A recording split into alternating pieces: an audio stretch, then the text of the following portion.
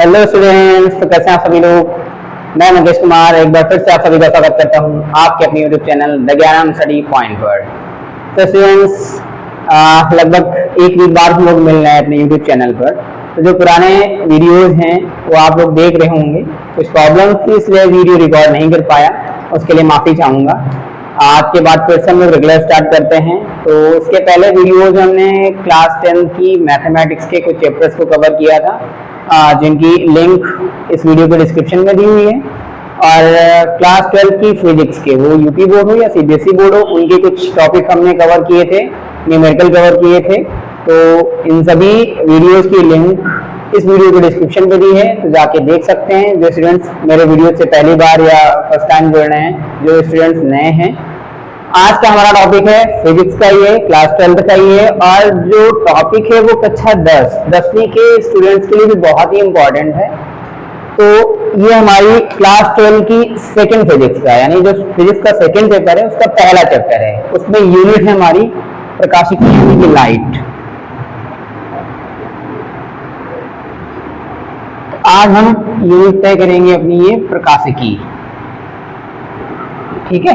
ये हमारी यूनिट रहेगी लाइट। और जो चैप्टर का नाम, ये यूनिट होगी बेटा हमारी,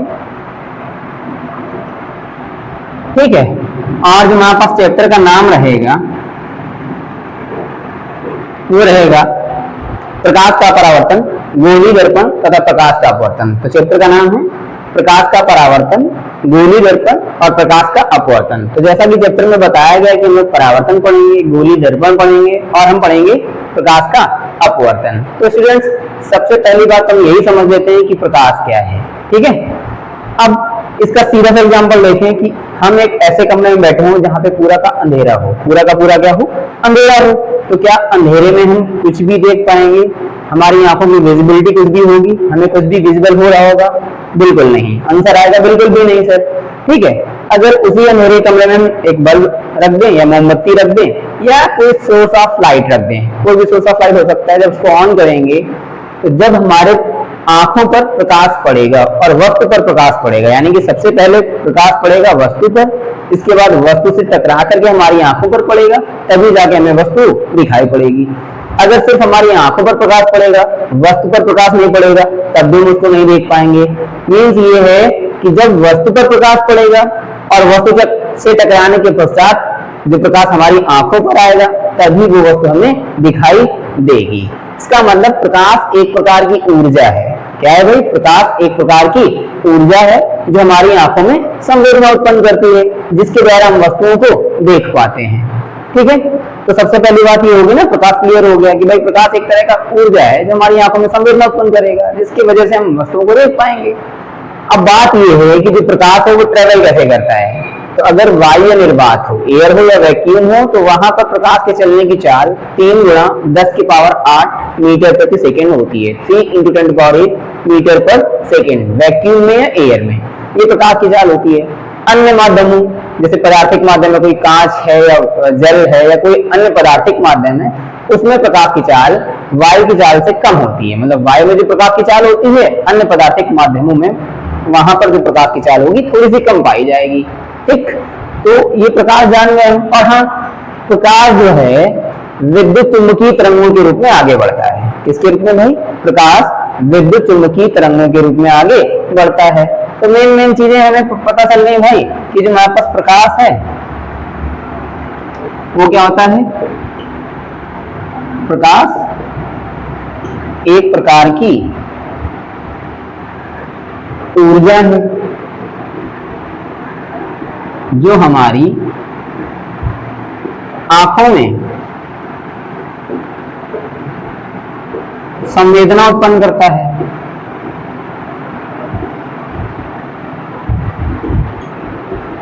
बस जिसके कारण हम वस्तुएं देख पाते हैं। और जो प्रकाश है बेटा, ये कैसे बढ़ेगा? विद्युत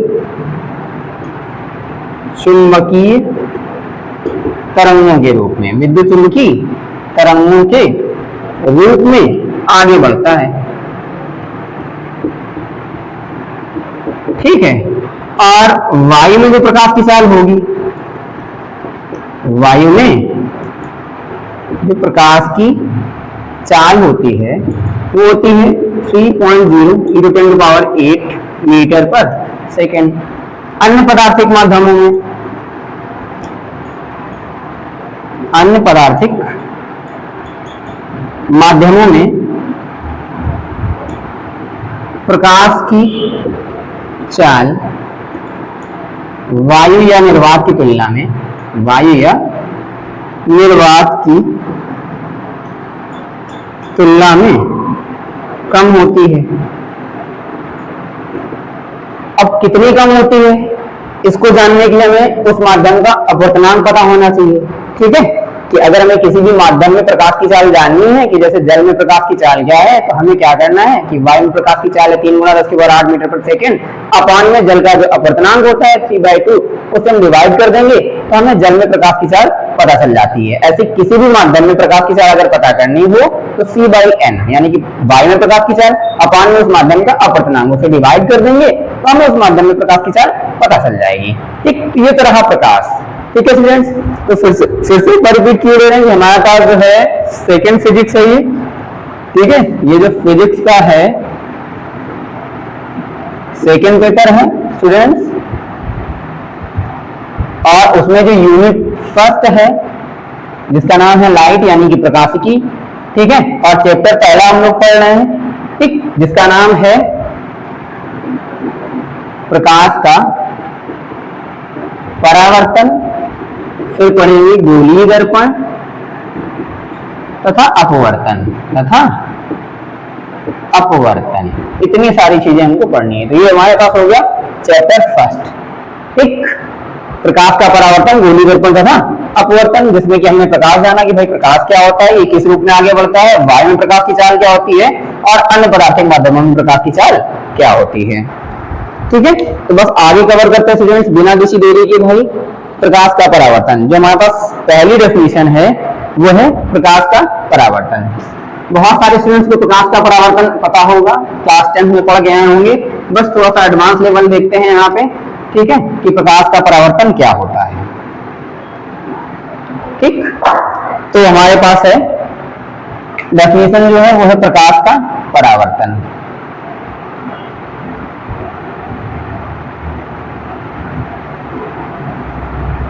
जिसको हम बोलते हैं reflection of light, reflection of light.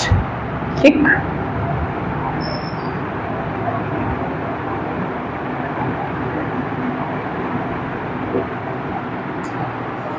देखो हमने अपने दैनिक जीवन में बहुत सारी ऐसी घटनाएं देखी होंगी। ठीक है, कि कोई भी वस्तु है, चमकदार वस्तु है, चिकनी वस्तु है, उसकी जो सतह है पॉलिश्ड है, ठीक है, पॉलिश्ड सरफेस है, वहां पे प्रकाश पड़ता है और पड़ने के बाद उसका कुछ भाग क्या होता है, वापस लौट के आ रहा होता है। जैसे बचपन में हमने खूब खेला होगा कि शीशा ले लेते थे, मिरर ले लेते थे और उसको धूप के सामने रखते थे और डाइवर्ट करते थे, जहां मर्जी होती थी वहां उसको लगाते थे और पूरी की पूरी लाइट उसी डायरेक्शन में चली जाती थी। तो किसकी घटना होती थी, प्रकाश का परावर्तन। यानी कि इससे एक बात स्पष्ट होती है कि जब प्रकाश किसी पॉलिश या चिकने सतह पर गिरता है तो उसका अधिकांश भाग उसी माध्यम में वापस लौट जाता है। प्रकाश की इस घटना को प्रकाश का परावर्तन कहते हैं। इसको समझते हैं डायग्राम से। अब जैसे मान लिया जाए कि यहाँ पे हमारे पास एक मिरर है, ठीक है, जिसका नाम है M1 और M2। ये मिरर में पॉलिश लगी हुई है, ये पॉलिश के लिए बताया गया। इस मिरर का नाम ले लिया जाए M1 M2।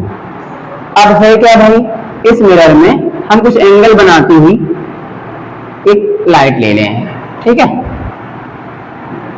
तो ये प्रकाश की किरण क्या होगी भाई, इस माध्यम में उसी माध्यम में क्या हो जाएगी, वापस लौट जाएगी। अगर यहाँ पे एयर है तो उसी माध्यम में वापस लौट जाएगी।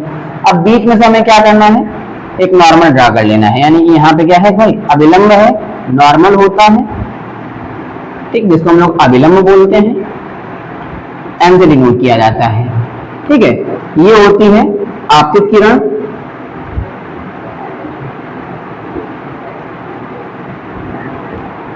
ठीक, और ये होती है परावर्तित किरण।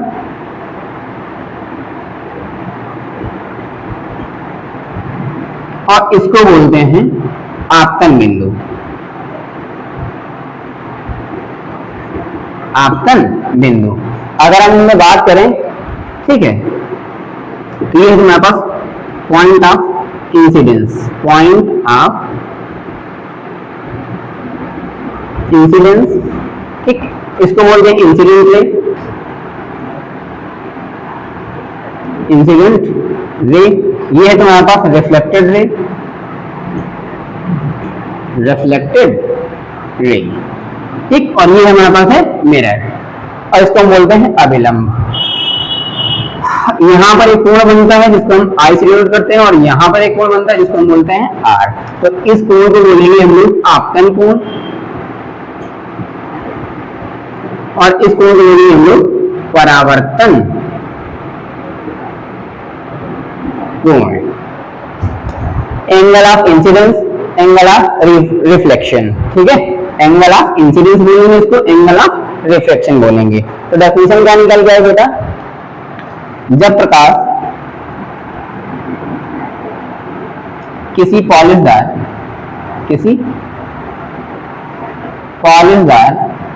या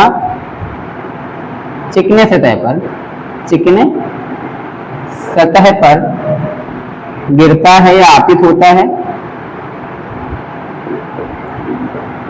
तो उसका अधिकांश भाग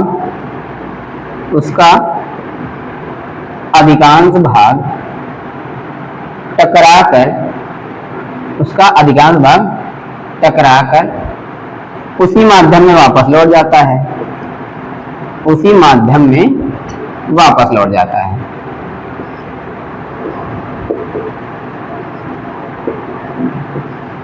बस ये मेन चीज है।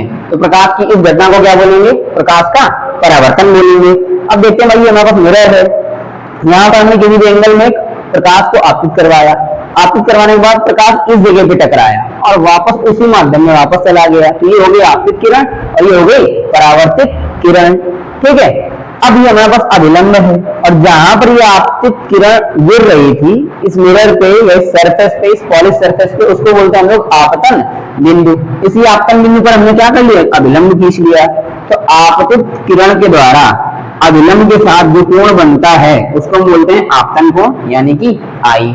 सेम चीज परावर्तित किरण के द्वारा अभिलंब से जो बनता है कोण उसको हम बोलते हैं परावर्तन कोण, जिसको हम आर से डिनोट करते हैं, क्योंकि रिफ्लेक्टेड रे होती है ना, तो नॉर्मल के साथ जो एंगल बनाएगा उसको आर से डिनोट करते हैं।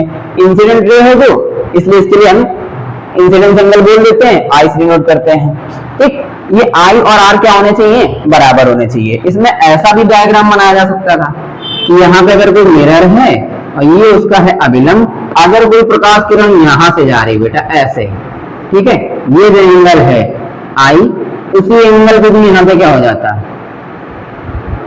परावर्तन हो जाता। जितने एंगल पे डालोगे, अगर ये ही प्रकाश की किरण इस एंगल से जा रही होती तो यहाँ पे ऐसे कुछ डायग्राम बन जाता, ठीक है। और अगर यहाँ पे ऐसे डाल देते तो यहाँ पे ऐसे इसका परावर्तन होता, यानी कि जितना कोण बनाते हुए आपतित किरण आएगी उतना ही कोण बनाती हुई परावर्तित किरण जाएगी, ठीक। ये हो गया हमारे पास प्रकाश का परावर्तन। अब इसकी कुछ शर्तें हैं, इसकी कुछ कंडीशन है, ठीक। इस परावर्तन की क्या शर्तें हैं, तो परावर्तन की भी शर्तें हैं या परावर्तन का एक नियम है कि आपतित किरण, ये देखो बेटा आपतित किरण है, कामा परावर्तित किरण तथा आपतन बिंदु पर अभिलंब। डायग्राम जो समझते हैं भाई, आपतित किरण, परावर्तित किरण तथा आपतन बिंदु पर अभिलंब तीनों एक ही तल पे होते हैं, तीनों एक ही तल पर होते हैं। तो पहली कंडीशन निकल गया है भाई कि आपतित किरण, परावर्तित किरण व आपतन बिंदु पर अभिलंब, व आपतन बिंदु पर अभिलंब तीनों एक ही तल पर होते हैं, तीनों एक ही तल पर होते हैं, ठीक। ये हो गया इसका पहला नियम है, पहली शर्त। दूसरी शर्त क्या कहती है भाई कि जितना बड़ा आपतन कोण हो उतना ही बड़ा क्या हो, परावर्तन कोण, यानी कि I इक्वल्स टू आर। तो सेकंड नंबर में इसकी कंडीशन है angle I is equal to angle R. इसको बोलते हैं आपतन कोण बराबर में परावर्तन कोण। अगर आपतन कोण यहाँ पे 45 अंश है तो परावर्तन भी कितने में होगा, 45 अंश में होगा। अगर मान लिया जाए कि यहाँ पे आपतन कोण जो है वो 60 अंश बना रहा है तो परावर्तन कोण भी कितना होना चाहिए, 60 अंश होना चाहिए। अगर 30 अंश बना रहा है, ठीक है, तो परावर्तन कोण भी कितना होना चाहिए, 30 अंश। लेकिन कहां से, अभिलंब से, यहाँ वाला नहीं, ठीक है। यहाँ वाला पता है क्या होगा, ये होगा मिरर के साथ में, यानी कि दर्पण से। यह सतह से बना आपतन कोण है, यहाँ सतह से बना परावर्तन कोण है। ये भी आ रहा है, लेकिन ये सतह से बना है, उस सरफेस से बना है, उस मिरर से बना है। लेकिन हमें लेना कौन सा वाला होता है, अभिलंब वाला, ठीक है। तो ये सतह से बना कोण है, ये भी आई और ये भी आई, ये भी दोनों बराबर होते हैं, लेकिन ये सतह से बना है और ये अभिलंब से बना है। अब एक बात आती है भाई कि क्या सर, इसको हटा दे रहा हूं मैं, एक कंडीशन है भाई इसमें भी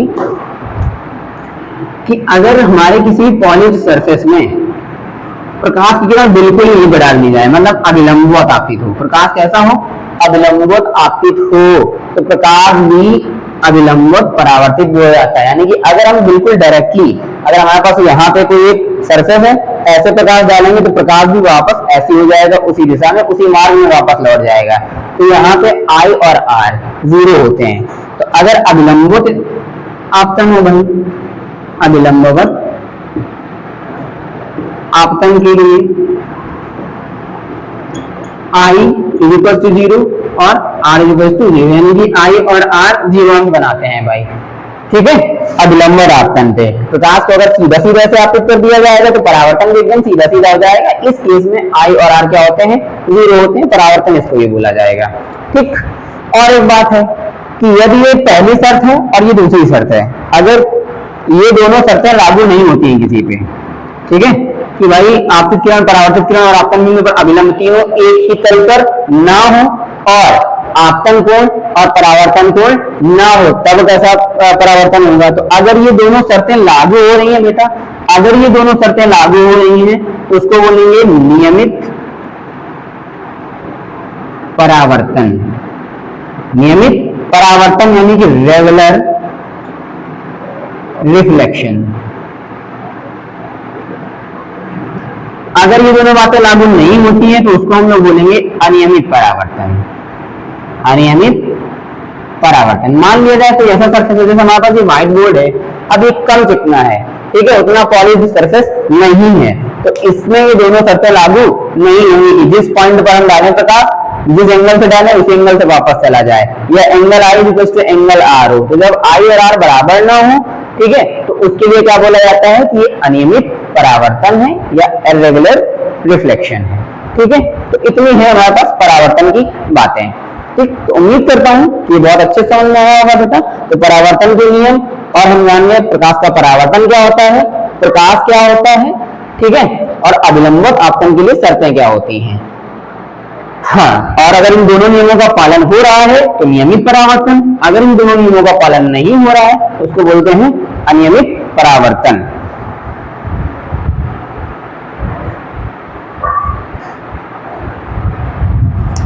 अब इसी के आगे बात कर लेते हैं बेटा, इसको मैं इरेज करना चाहूंगा। इसी के आगे हम बात कर लेंगे अब हम इमेज की, यानी प्रतिबिंब क्या है।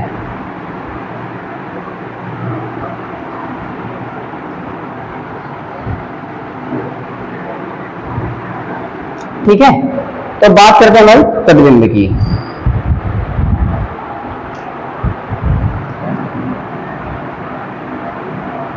ठीक, तो ये है हमारे पास प्रतिबिंब को डिफाइन कैसे किया जाए। तो सबसे पहले है हमारे पास प्रतिबिंब जो होता है बेटा दो प्रकार का होता है, वास्तविक प्रतिबिंब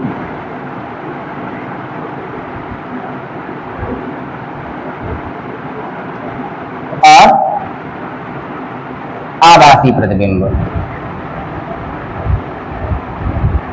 ठीक, वास्तविक प्रतिबिंब को बेटा पर्दे पर प्राप्त किया जा सकता है,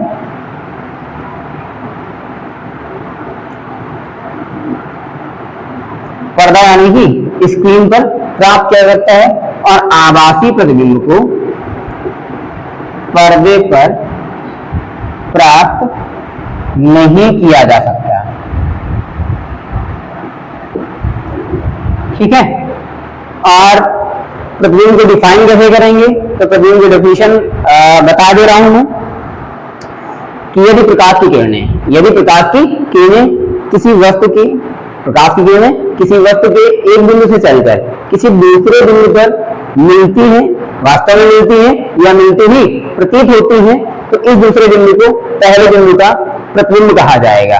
ठीक, प्रतिबिंब दो प्रकार का होता है, वास्तविक प्रतिबिंब और आभासी प्रतिबिंब। यदि प्रकाश किरणें बिंदु वस्तु से चलने वाली प्रकाश किरणों के बाद किसी अन्य बिंदु पर वास्तव में मिलती हैं तो उसे वास्तविक प्रतिबिंब कहते हैं, और अगर मिलती हुई प्रतीत होती है तो हम क्या बोलते हैं, आभासी प्रतिबिंब। तो यहाँ पे बहुत मुश्किल है कि इनकी डेफिनेशन पूछी जाए, बट ये सारी चीजें पता होनी चाहिए। ऑब्जेक्टिव टेस्ट में आ जाता है कि प्रतिबिंब कितने प्रकार का होता है, दो प्रकार का, वास्तविक प्रतिबिंब और आभासी प्रतिबिंब। आभासी प्रतिबिंब को पर्दे पर प्राप्त किया वास्तविक प्रतिबिंब को पर्दे पर प्राप्त किया सकता है, आभासी प्रतिबिंब को पर्दे पर प्राप्त नहीं किया जा सकता है। ठीक है, और जब हमारे पास वास्तविक प्रतिबिंब होता है ये हमेशा उल्टा बनता है। ठीक है, और ये किस दर्पण में बनेगा बेटा, तो इसको हम बोलेंगे भैया ये अवतल दर्पण में बनेगा। ठीक है, जो हमारे पास वास्तविक प्रतिबिंब है किसमें बनेगा, अवतल दर्पण पे, और जो आभासी प्रतिबिंब होता है वो बनता है उत्तल दर्पण में। इन चीजों को हम आगे कवर करेंगे जब हम पढ़ेंगे गोलीय दर्पण।